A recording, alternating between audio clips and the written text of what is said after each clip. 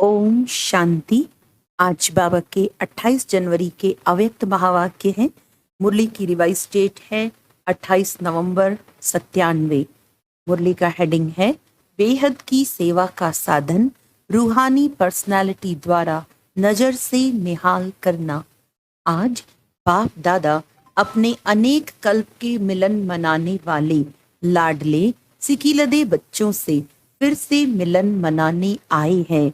अव्यक्त मिलन तो सदा मनाते ही हो, लेकिन अव्यक्त से व्यक्त रूप में मिलन मनाने के लिए सभी बच्चे भारत व विदेश से फिर से अपने घर पहुंच गए हैं। बाप दादा देख रहे हैं कि चारों ओर बच्चे अपने अपने स्थान पर भी मिलन मना रहे हैं। यह मिलन रूहानी अलौकिक मिलन है। इस मिलन में बाप दादा और बच्चों के स्नेह का साकार स्वरूप है। आज बाप दादा अपने बच्चों की रूहानी पर्सनालिटी को देख रहे हैं। हर एक बच्चे की रूहानी पर्सनालिटी कितनी श्रेष्ठ है। ऐसी रूहानी पर्सनालिटी सारे कल्प में और किसी की भी नहीं है, क्योंकि आप सबकी पर्सनालिटी बनाने वाला ऊंचे ते ऊंचा बाप है। आप भी अपनी रूहानी पर्सनालिटी को जानते हैं ना। सबसे बड़े ते बड़ी पर्सनालिटी है स्वप्न व संकल्प में भी संपूर्ण प्योरिटी की पर्सनालिटी नंबर वार है, लेकिन फिर भी विश्व की सर्व आत्माओं से श्रेष्ठ है। तो बाप दादा हर एक के मस्तक से पर्सनालिटी की झलक देख रहे हैं। प्योरिटी के साथ साथ सबके चेहरे और चलन में रूहानियत की भी पर्सनालिटी है। और पर्सनालिटी क्या होती है? जो खजानों से संपन्न होते हैं उसकी भी पर्सनालिटी होती है। लेकिन कितने भी बड़े बड़े संपन्न आत्माएं हों, आपके आगे वह संपन्न आत्माएं भी कुछ नहीं है, क्योंकि वह भी अविनाशी सुख शांति के खजाने से खाली हैं। आपके पास जो संपत्ति है उसके आगे अरब खरब पति भी बाप से सुख शांति मांगने वाले हैं। और आप सदा अविनाशी खजानों से भरपूर हो। वह खजाने आज हैं, कल नहीं, लेकिन आपका खजाना न कोई लूट सकता है, न कोई आत्मा खजाने को हिला सकती है। अखुट है, अखंड है। ऐसी पर्सनालिटी वाले आप बच्चे हो, सबसे ऊंचे ते ऊंची पर्सनालिटी वाले। फिर भी आत्माओं द्वारा, विनाशी धन द्वारा, विनाशी ऑक्यूपेशन द्वारा पर्सनालिटीज बनती हैं, वे कहलाई जाती हैं।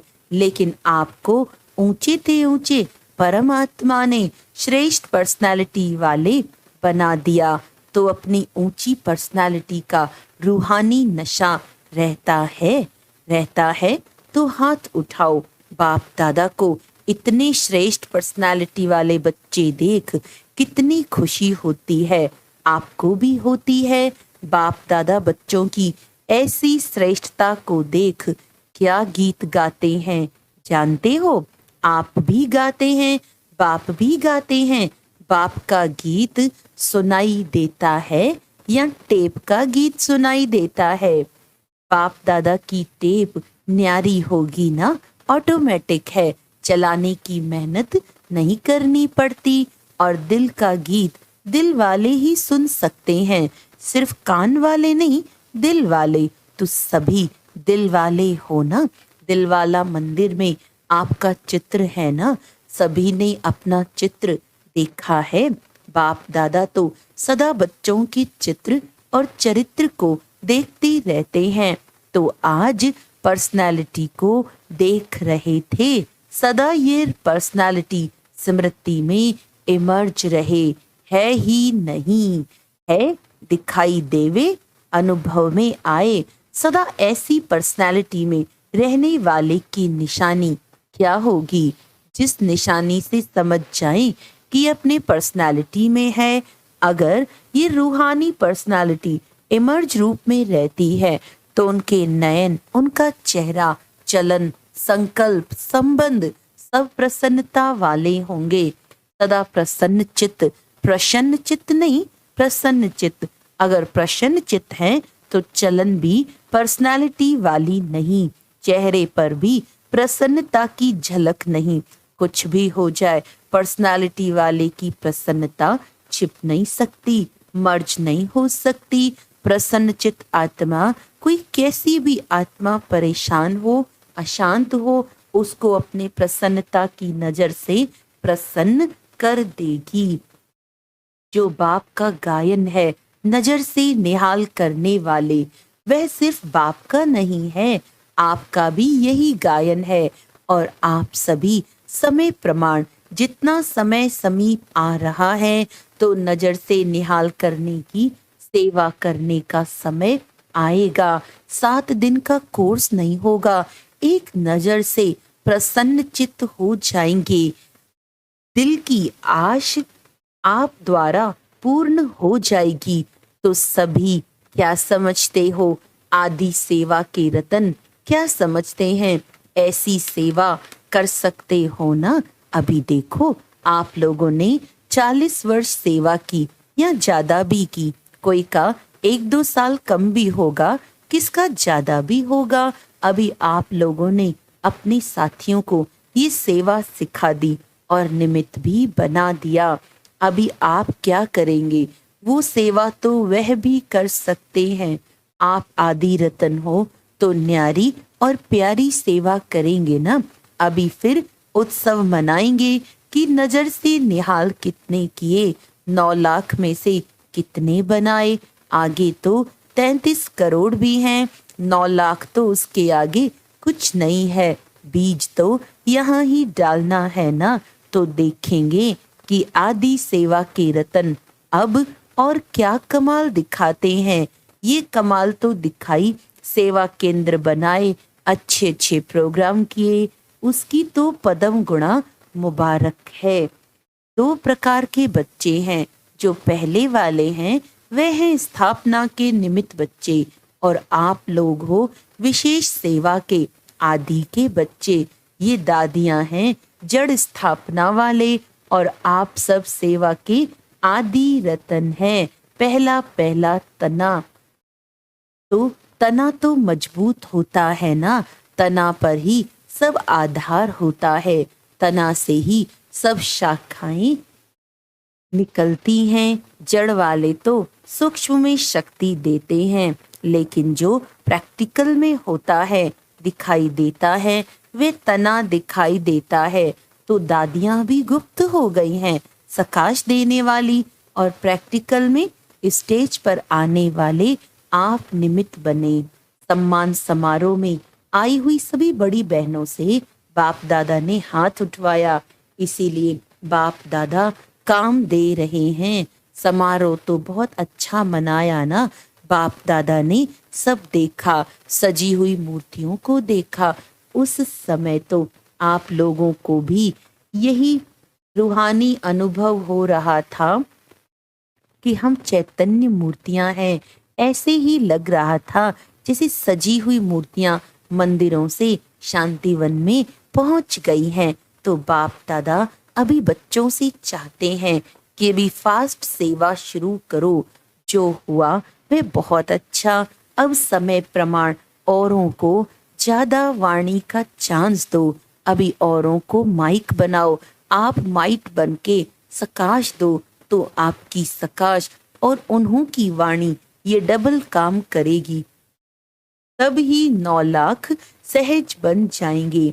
अभी आप सभी चाहे फंक्शन में बैठे या और भी महारथी हैं, तो महारथियों की अभी सेवा है सर्व को सकाश देना, बेहद की सेवा के मैदान में आना।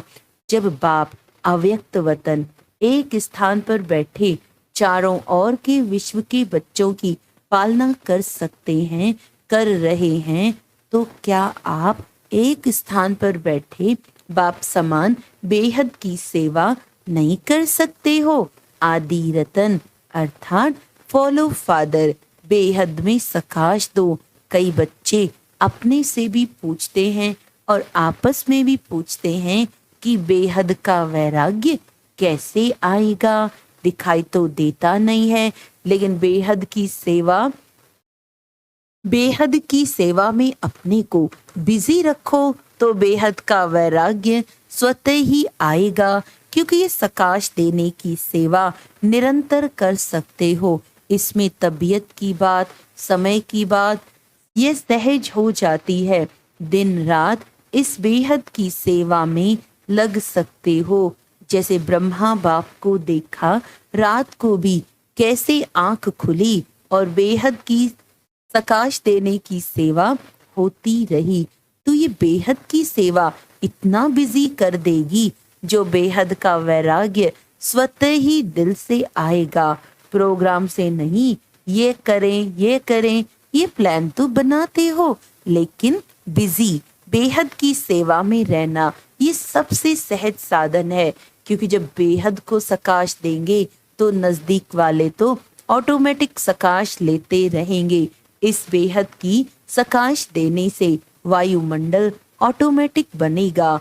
अभी यह नहीं सोचो कि इतने सेंटर के जिम्मेवार हैं या जोन के जिम्मेवार हैं। आप सभी को स्टेट के राजा बनना है या विश्व का क्या बनना है? विश्व का ना आदि रतन हो तो विश्व को सकाश देने वाले बनो। अगर 20 सेंटर, 30 सेंटर या 200-250 सेंटर या जोन ये बुद्धि में रहेगा तो ये भी तना का काम नहीं है। ये तो टालियां भी कर सकती हैं। आप तो तना हो, तना से सबको सकाश पहुंचती है। आप सभी भी ये सोचते हो कि बेहद का वैराग्य आना चाहिए, ये तो बहुत अच्छा है, सभी अभी विनाश हो जाए। लेकिन 9 लाख ही तैयार नहीं किए तो सतयुग के आदि में आने वाली संख्या ही तैयार नहीं है और विनाश हो गया तो कौन आएगा? क्या 2-3 हजार पर राज्य करेंगे? 4-5 लाख पर राज्य करेंगे? इसीलिए अब बेहद की सेवा का पाठ आरंभ करो। पांडव क्या समझते हैं? बेहद की सेवा करेंगे ना? पांडव तैयार हैं। अभी ये हद की बातें बेहद में जाने से आपे ही छूट जाएंगी, छुड़ाने से नहीं छूटेंगी। बेहद की सकाश से परिवर्तन होना फास्ट सेवा का रिजल्ट है। बाप दादा जानते हैं कि नाजुक परिस्थितियों में निमित्त बनी आत्माओं ने सेवा का प्रत्यक्ष प्रमाण दिया है। लेकिन आप सभी का फाउंडेशन सेकंड का परिवर्तन का मूल अनुभव यही है कि ब्रह्मा बाप को देखा और ब्राह्मण बन गए, सेवा का वरदान मिला और सेवा में लग गए। बाप दादा ने सभी के अनुभव भी सुने, अच्छे अनुभव सुनाए।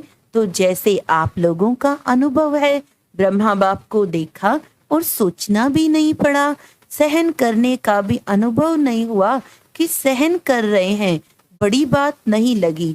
ऐसे अभी हर श्रेष्ठ ब्राह्मण आत्मा को देखें और आत्मा में ब्राह्मण में ब्रह्मा बाप देखें।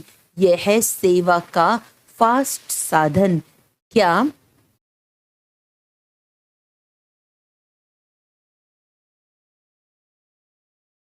ये है सेवा का फास्ट साधन? क्या ब्रह्मा बाप ने आपको कोर्स कराया? कोर्स तो पीछे किया, लेकिन देखा और हो गए।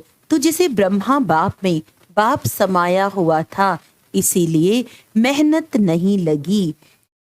ऐसे आप सभी भी बाप दादा को अपने में समाते हुए नजर से निहाल करो। जो आप सबका अनुभव है, अनुभवी हो, देखा और फिदा हो गए। जैसे अभी सोचते हैं, ट्रेनिंग लेते हैं, फिर ट्रायल पर आते हैं, फिर कोई चला जाता है, कोई रहता है। इतनी मेहनत आपने ली, ट्रेनिंग की क्या, ट्रायल पर रहे क्या, बस आए और खो गए। ऐसी सेवा जब एक ब्रह्मा बाप ने की, तो आप इतनी ब्राह्मण आत्माएं नहीं कर सकती हो क्या? आपकी पर्सनालिटी अपना बना दे। ब्रह्मा बाप की भी पर्सनालिटी थी ना, चाहे सूरत की चाहे सीरत की, लेकिन पर्सनालिटी थी, तब आकर्षित हुए। तो फॉलो फादर। जब बाप ने आपको आदि में निमित्त बनाया तो जो आदि के हैं, सेवा के निमित्त, स्थापना के फाउंडेशन, उनको अंत तक सेवा में रहना ही है। तबीयत के कारण शरीर से चक्कर नहीं लगा सकते, लेकिन मन से तो लगा सकते हो। उसमें तो खर्चा भी नहीं, वीजा लेने की भी जरूरत नहीं, भागदौड़ की भी जरूरत नहीं, लेटे लेटे भी कर सकते हो। क्या समझते हो? अब ऐसा कोई प्लान बनाओ, नया पाठ शुरू करो। अभी एक फंक्शन तो मना लिया ना, जो सेवा की उसका प्रत्यक्ष फल मिल गया। अभी नई सेवा करो। अच्छा, बाप दादा सिर्फ सामने वालों को नहीं कह रहे हैं, सभी बच्चों को कह रहे हैं। विदेश में भी जो सुन रहे हैं उन्हों को भी कह रहे हैं। जहां भी सुन रहे हैं, चाहे शांतिवन में सुन रहे हैं, चाहे ऊपर पांडव भवन में, चाहे विदेश में, जहां भी हैं वहां बाप दादा सभी के लिए कह रहे हैं, अब बेहद के सेवाधारी बनो। समय बेहद की सेवा में लगाओ। बेहद की सेवा में समय लगाने से समस्या सहज ही भाग जाएगी, क्योंकि चाहे अज्ञानी आत्माएं हैं, चाहे ब्राह्मण आत्माएं हैं, लेकिन अगर समस्या में समय लगाते हैं या दूसरों का समय लेते हैं तो सिद्ध है कि वह कमजोर आत्माएं हैं, अपनी शक्ति नहीं है। जिसको शक्ति नहीं है, पांव लंगड़ा हो और उसको आप कहो दौड़ लगाओ तो लगाएगा या गिरेगा। तो समस्या की वश आत्माएं चाहे ब्राह्मण भी हैं लेकिन कमजोर हैं, शक्ति नहीं है, तो वे कहाँ से शक्ति लाएं? बाप से डायरेक्ट शक्ति ले नहीं सकता, क्योंकि कमजोर आत्मा है। तो क्या करेंगे? कमजोर आत्मा को दूसरे कोई का ब्लड देकर ताकत में लाते हैं, कोई शक्तिशाली इंजेक्शन देकर ताकत में लाते हैं। तो आप सब में शक्तियां हैं, तो शक्तियों का सहयोग दो, गुण का सहयोग दो। उन्हों में है ही नहीं, अपना दो। पहले भी कहा ना, दाता बनो। वे असमर्थ हैं, उन्हों को समर्थी दो। गुण और शक्ति का सहयोग देने से आपको दुआएं मिलेंगी, और दुआएं लिफ्ट से भी तेज रॉकेट है। आपको पुरुषार्थ में समय भी देना नहीं पड़ेगा, दुआओं के रॉकेट से उड़ते जाएंगे। पुरुषार्थ की मेहनत के बजाय संगम के प्रारब्ध का अनुभव करेंगे। दुआएं लेना वे सीखो और सिखाओ। अपना नेचुरल अटेंशन और दुआएं अटेंशन में टेंशन मिक्स नहीं होने चाहिए, नेचुरल हो। नॉलेज का दर्पण सदा सामने है ही है, उसमें स्वतः सहज अपना चित्र दिखाई देता ही रहेगा। इसीलिए कहा कि पर्सनालिटी की निशानी है प्रसन्न चित्त। ये क्यों, क्या, कैसे, ये के की भाषा समाप्त। दुआएं लेना और देना सीखो, प्रसन्न रहना और प्रसन्न करना।